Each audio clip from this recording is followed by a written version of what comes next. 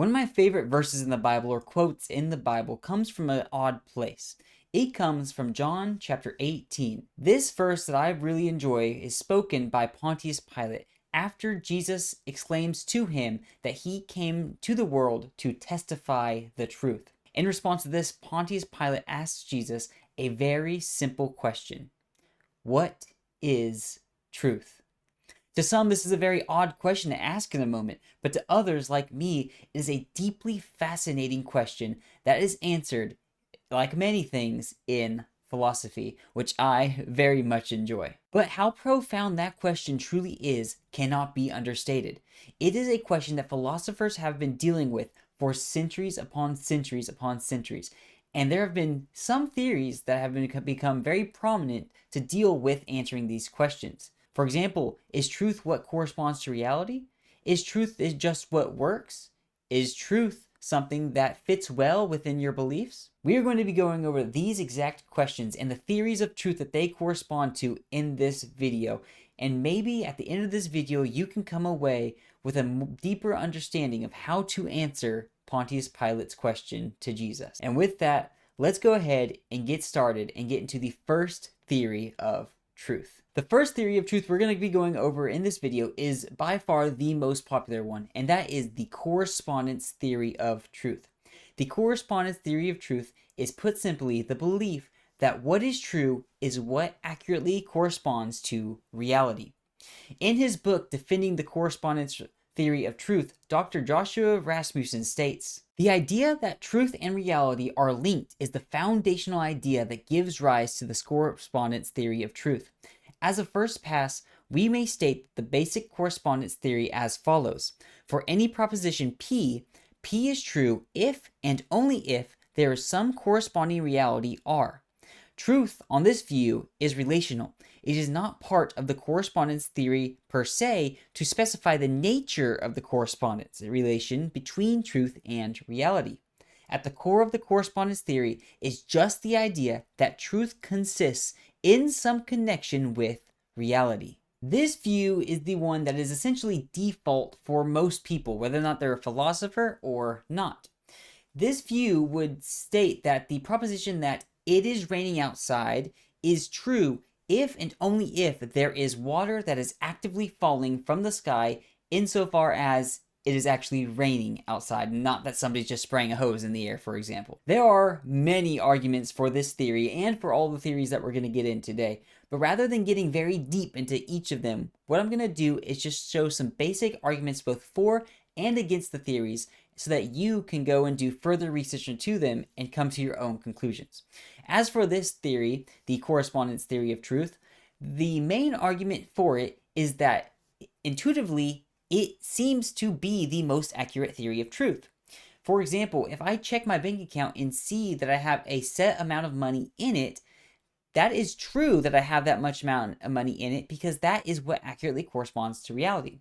Or put differently, if I say I have $5 in my wallet, that is true if and only if there actually is $5 in my wallet, because in that scenario, the proposition that there is $5 in my wallet is accurately corresponding to what is in reality, and that is the fact that there is actually $5 in my wallet. Another sort of argument for this, but rather it's just kind of a talking point in favor of the correspondence theory of truth, is that many philosophers will argue that the correspondence theory of truth is the only theory that actually defines truth, and that the other theories, rather than defining truth or giving an accurate description of what truth is, just give you tests for whether or not something can be true or whether or not something is true. And as a side note, this theory of truth is also the one that many Christians hold to, as Christianity and statements within the Bible seem to indicate that this theory of truth is the one that is the most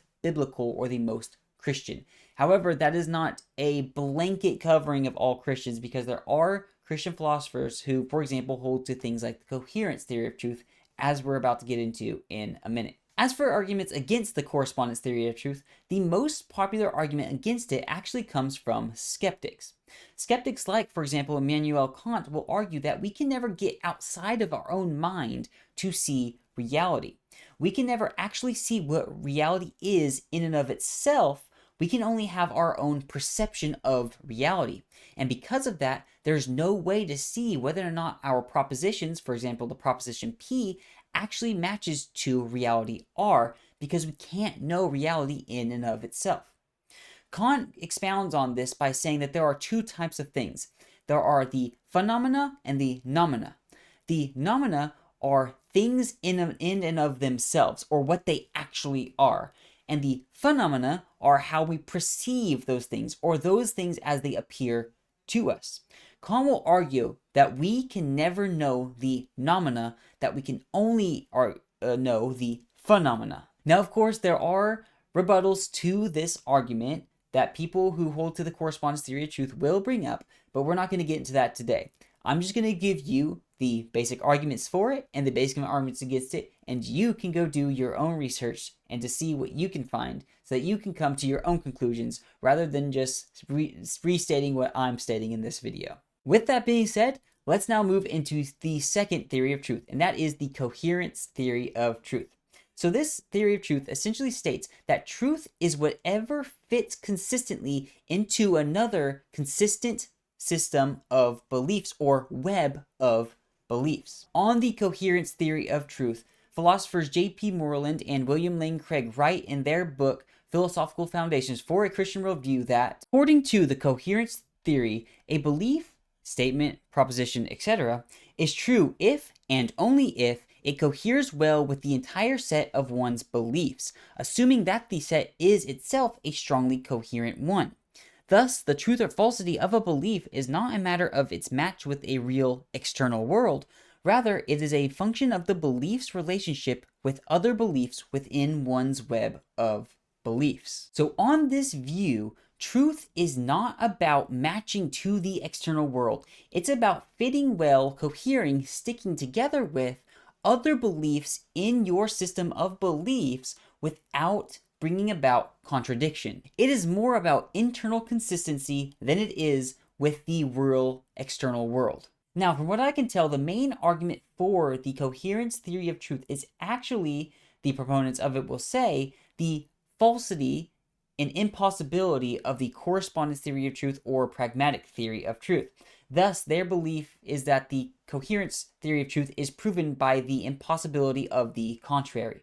However, there are some other arguments, and they will actually argue from how we utilize certain systems to determine truth in the world, arguing that these systems will then prove that the coherence theory of truth is one that we actively use. For example, proponents of the coherence theory of truth will say that we often utilize this theory of truth when trying to figure out whether or not somebody is lying, for example.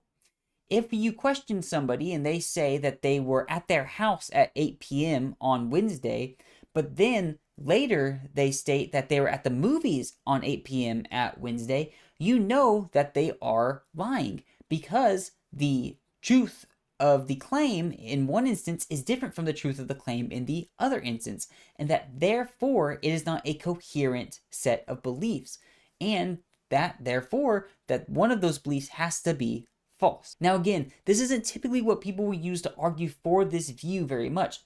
Most of their argument, again, is going to come from the impossibility of the contrary, or the alleged impossibility of the contrary. And so it's hard to bring up specific arguments when that is the chief reason for why people hold to this belief. Now, as you can probably guess, because of the fact that that is often how they argue for this theory, this belief is often popular among people like idealists who believe that all is mind. These idealists will typically use the route of argumentation against the correspondence theory of truth, as we just went over, to again prove the coherence theory of truth. Now, there are plenty of arguments against coherence theory of truth, but I'm just going to go over two here. First one is that there can be very coherent systems that aren't true. For example, Harry Potter is coherent. Its plot is coherent with everything, but that doesn't mean Harry Potter is true, or at least not true in actually existing in the external world, as in wizards and witches actually exist. But beyond this, there are actually other ways of formulating this objection that are stronger. For example, somebody can have a very coherent system and web of beliefs in their worldview, but the beliefs could be false, or the truth they're reaching is not actually the truth, it's a falsity. For example, somebody whose reasoning faculties are not completely there can come to conclusions that aren't actually accurate. Somebody can come to the conclusion that 1 plus 1 equals 4, and their entire set of beliefs can be coherent to reach this conclusion. That doesn't actually mean that 1 plus 1 still actually equals 4, and thus it seems that the coherent theory of truth fails. And going off of this, there's another semi-argument that can be made against the coherence theory of truth that essentially states that in order for this theory to be true, you have to provide a definition of what coherent means. What does it mean for beliefs to be coherent? Because there are different opinions on what exactly this means. And so there are different actually theories of the theory of coherence theory of truth. So it can get a bit convoluted and confusing, but essentially there isn't one unified, agreed upon definition of what coherent means in this case. Now, the other argument against coherence theory of truth actually comes from the problem of conflicting worldviews. For example, you can have multiple people that all have coherent worldviews, but these worldviews can be inherently contradictory to each other. For example, you can have 4 religions that people all in their own worldviews believe are perfectly coherent in their beliefs. And so they all believe these religions that are true with full certainty. However, these religions, for example, like Christianity, could have very specific exclusivity claims against other religions and for their own religion. And so because of this, there's no real strong-arm definition of which of these would be actually true, because all 4 of them can't be true at once if all 4 are purporting that they are all exclusive to one another. Essentially, the argument goes that multiple contradictory, coherent beliefs cannot all be true if they are exclusive just because they are internally consistent. Now again, some have actually adapted the coherence theory of truth to not be a specific theory of truth, but rather to be a test of truth. And so because of that, there does exist people who hold to, for example, the pragmatic theory of truth or the correspondence theory of truth, but utilize the ideas within the coherence theory of truth to supplement their beliefs in determining whether or not something is true or false. And now, finally, we reach the final theory of truth, and that is the pragmatic theory of truth. This theory of truth states simply that truth is what works, or truth is what is useful. On this theory of truth, the authors of An Introduction to Philosophy state simply, the pragmatist theory of truth is not offering a relation between a belief and reality. Rather, it offers an explanation for how people use the term true. According to the pragmatic theory of truth, people use the term true to express that a belief or statement is instrumental toward producing good results over the long haul. Thus, the main idea about this theory of truth is what is true is what is useful, practical, or helpful. If it works for you, then it is true. The main argument from what I can tell for this belief is yet again the argument of the impossibility of the contrary. But we won't get into that too deeply because we've kind of already went over that with the coherence theory of truth. But another argument for this is that we actually seemingly do somewhat utilize this when it comes to science.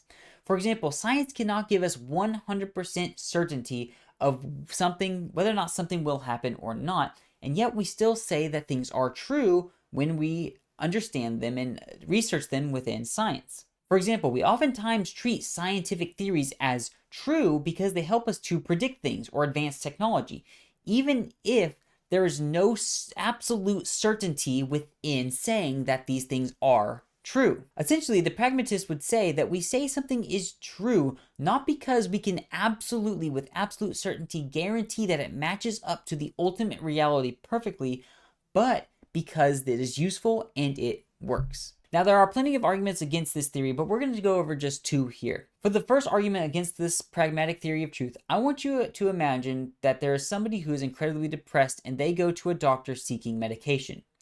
This doctor gives the patient who is very depressed a placebo pill, so a pill that actually isn't real medicine. The patient then takes this pill, and over time, his symptoms start to go away. However, if he were to say the statement this pill is medicine in regard to the placebo pills, would that be true? Well, seemingly, no, it wouldn't be.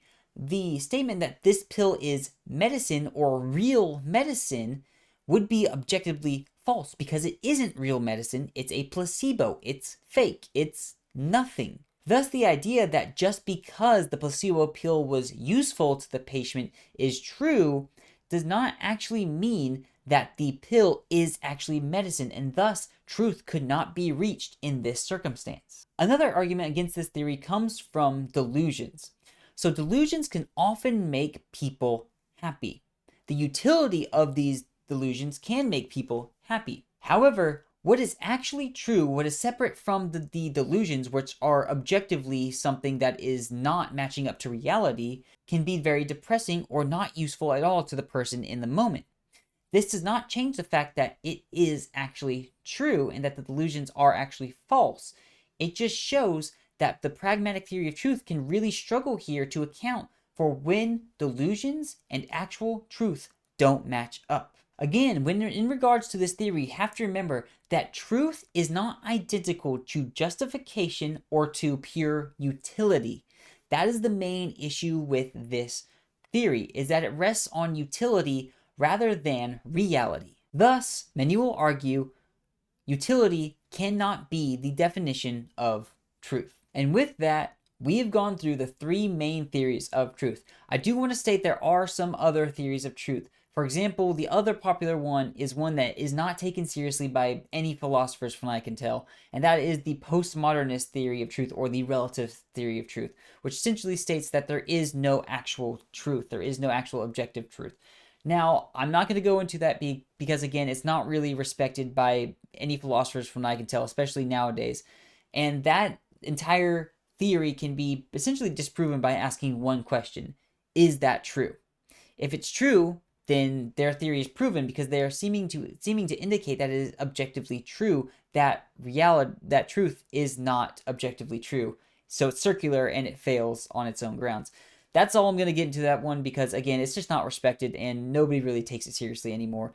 It was really raised to raise questions against our assumptions regarding truth. It wasn't actually, from what I can tell, raised to be a serious inquiry into what truth actually is. And also, we did not get into this video on how you come to truth. That is the role of epistemic justification. Maybe we'll do a video on that in the future because that's also very interesting as well. But I hope after this video, you can come away with a bit more of an understanding on how to answer Pontius Pilate's question when he asked Jesus, "What is truth?" If you have any thoughts, ideas, questions, or comments, please leave them down in the comment section below.